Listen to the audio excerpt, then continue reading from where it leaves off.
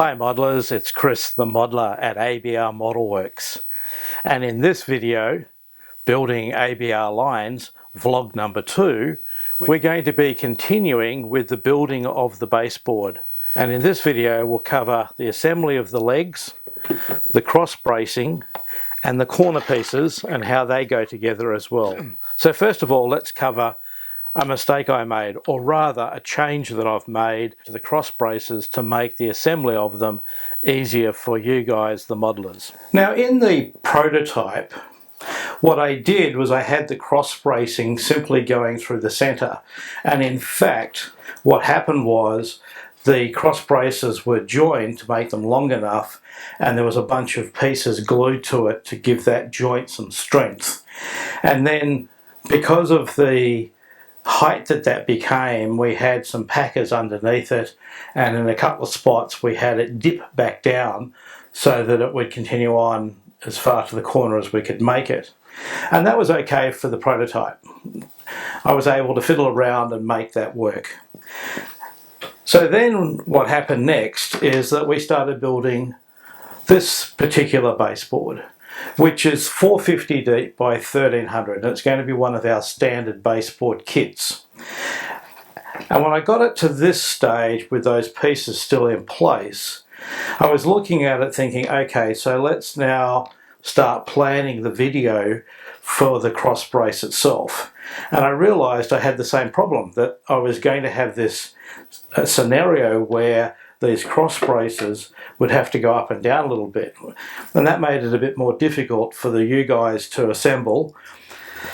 So what I decided to do was cut away this piece in the center, the same as this piece there, and I made a centerpiece. To install the centerpiece, what you'll do is first of all you'll mark the ribs as to where the centerpiece would sit, of course in the center, and then you would cut the U-joiner brace off to marry up with the end, and that will give you a nice strong joint area in the center, because we've got lots of surface area for this centerpiece to be glued to.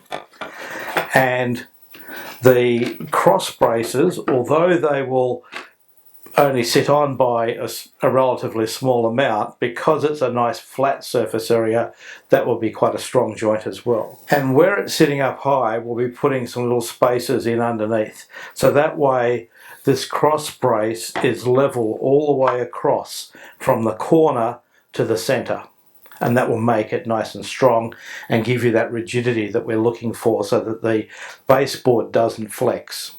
So now the center cross brace piece comes like this, and it has these 4 rectangular sections on either side and some shorter versions as well.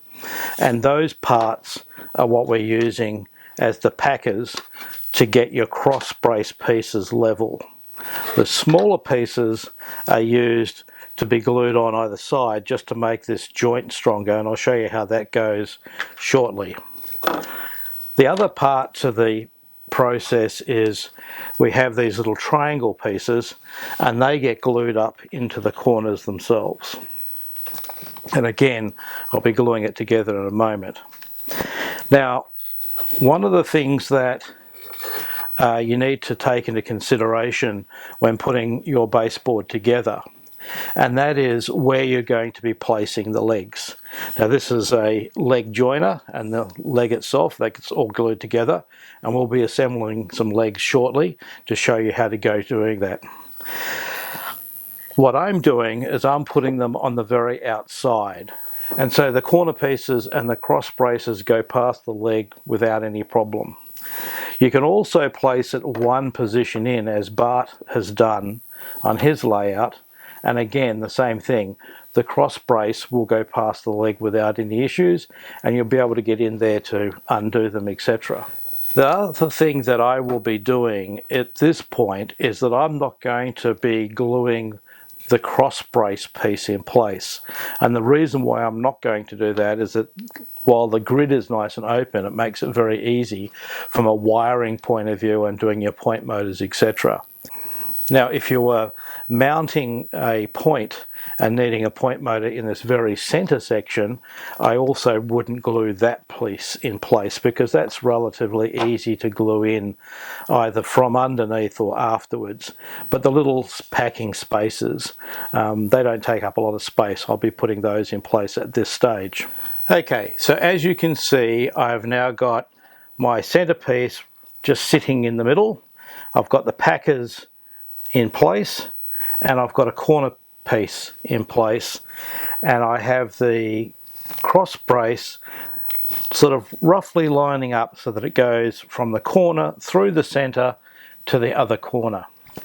And I have a leg piece sitting here so that this packer doesn't come too far this way and stop the leg from going in. So now what I'm going to do is I'm just going to get a pencil to mark where the leg goes, so that I don't put the packer too far over, but I'm going to bring the packer as far across as I can.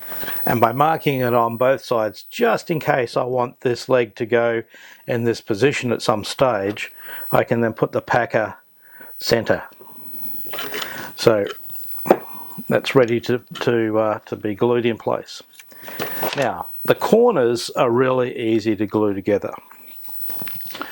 Bit of masking tape, some glue, and the two corner pieces, and a couple of pegs.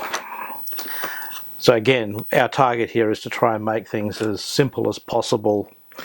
Now, for those of you that have been following on, you will have noticed that I'm changing glues for no other reason other than the hobby shop didn't have any. And my local hardware had the Gorilla Glue, so we grabbed some Gorilla Glue because it's just as good as the other. And all I'm going to be doing is, again, just so that I know where to put the glue, a couple of pencil marks, a little bit of glue, a little bit generous to a degree.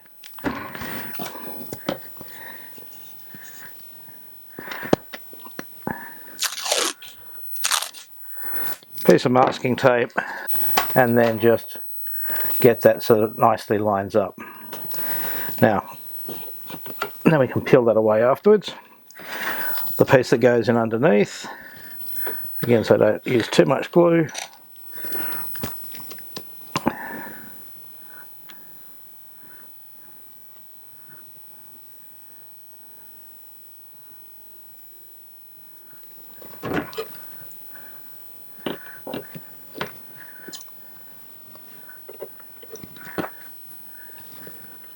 Couple of pegs to clamp it, push it in nice and tight, and there we go. And that's all you need to do. That'll give you quite a strong corner piece and allow your cross piece a nice surface area to be glued to. So next we're going to put one of the packers in place, and simply we'll get a little bit of the Gorilla Glue, run thin bead down the center of it, really squeeze the glue in underneath these little side pieces, slide them out. Now the Gorilla Glue really does grip, and so the glue itself will hold those little side pieces in place. You don't need to tape them up. We'll just quickly get our leg and gently slide it in, just to make sure it will go in place. Very good. And that's it. That's all you need to do as far as that piece is concerned. And I'll just now go ahead and glue in the others, put the corner pieces in place, and finish that off. But before I do that, let's glue in the centerpiece. Same deal, just line it up, get your pencil. Now it doesn't matter, you want a little bit of a bead of glue on top so that when you put the centerpiece on, there is a little bit of fillet of glue in this instance. So be a little bit generous in the gluing department. Also smear a bit of glue up on these ends.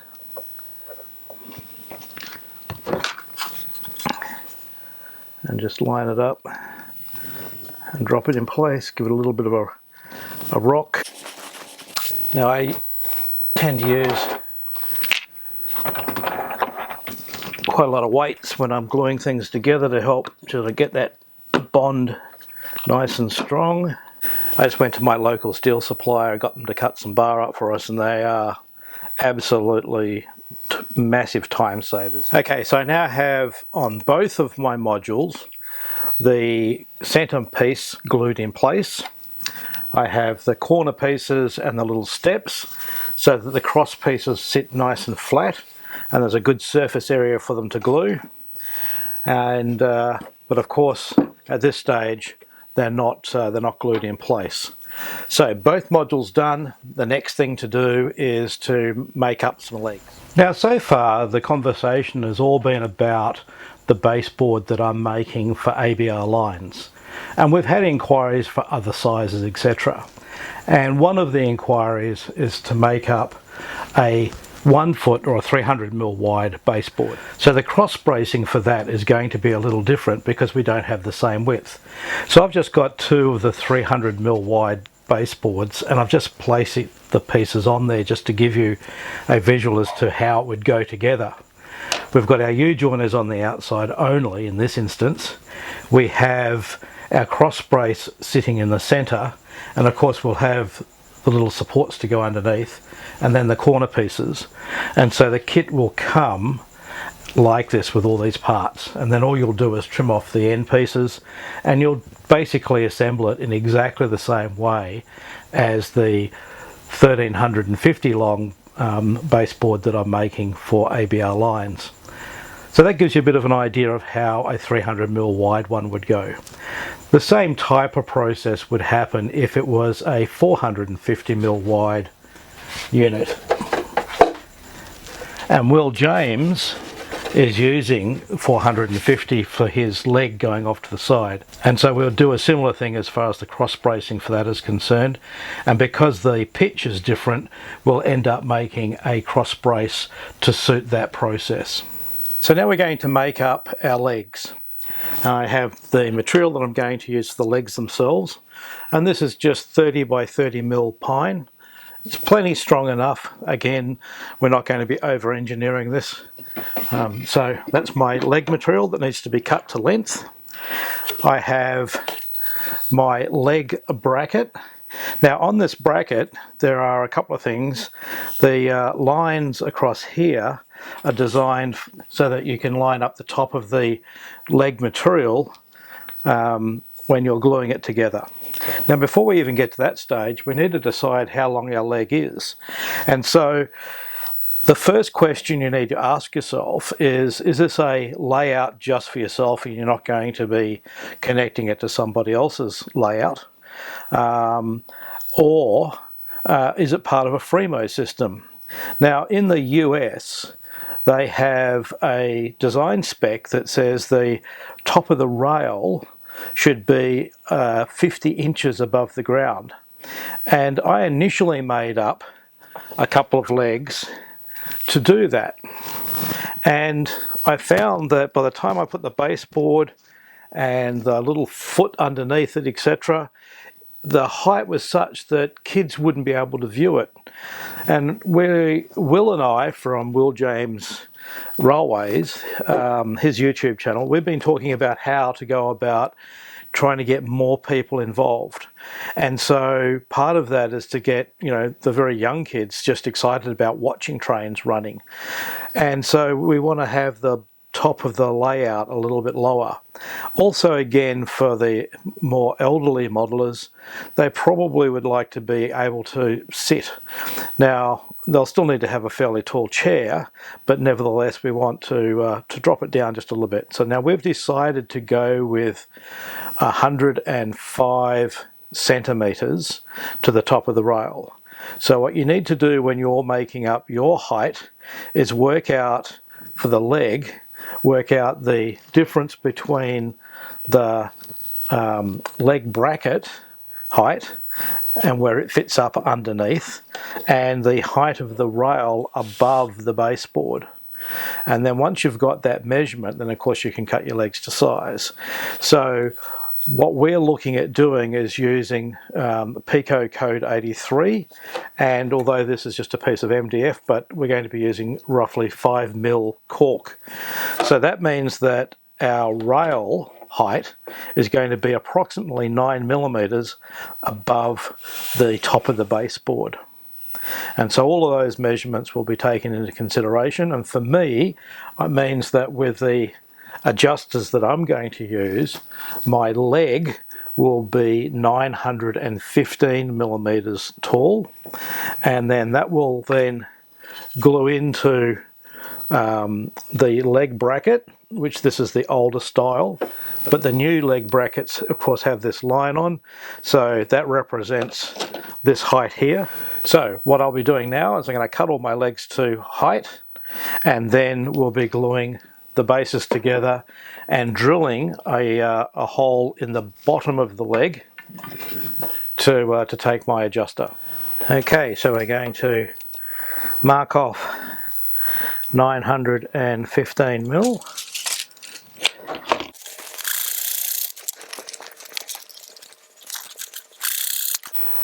Just clean up the burrs on the end. Okay, so now all my pieces are cut to length. So what I'm doing next is I'm putting a cross in the middle of the base of the leg so that I can drill a hole and put my little adjustable bolt in. Now once you've marked the end of the timber for the center, before drilling, it's not a bad idea to put a what's called a center pop into the end so the drill won't wander off the center. Now if you don't have a center punch, then you can simply use a fairly large screw, because that will give you a decent size center pop mark.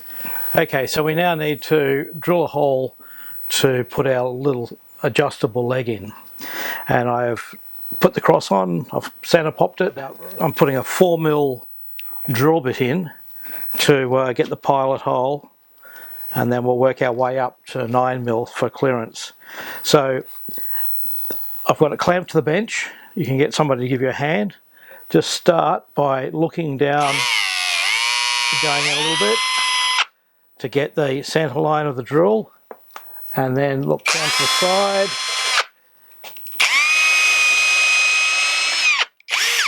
Get it as straight as you possibly can, and then just work your way up in the sizes. And for me, on this particular foot, I need a 9mm bolt.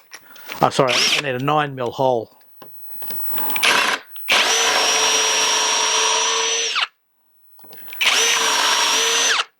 And I'll just put a little bit of glue on the T-nut. Just make sure that you don't get any glue on the thread.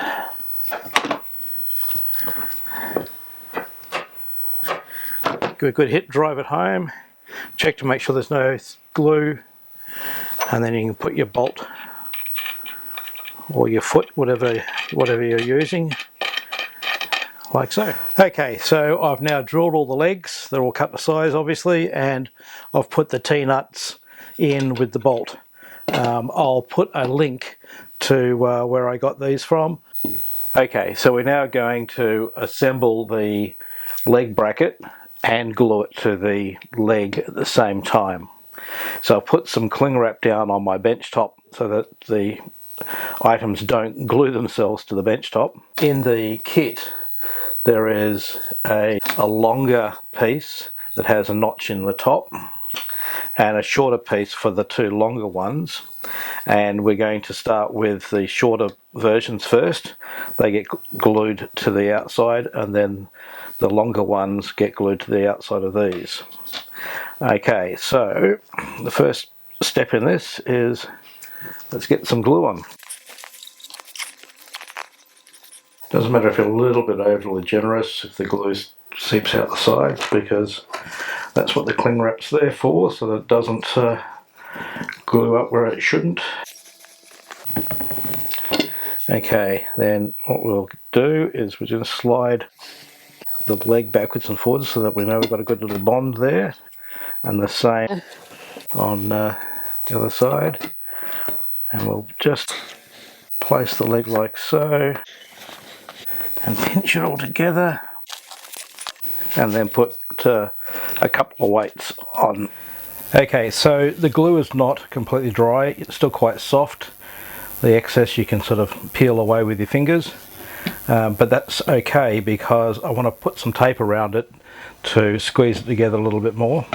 Now what we're going to do next is we're going to glue these larger pieces on the outside and the piece on the top.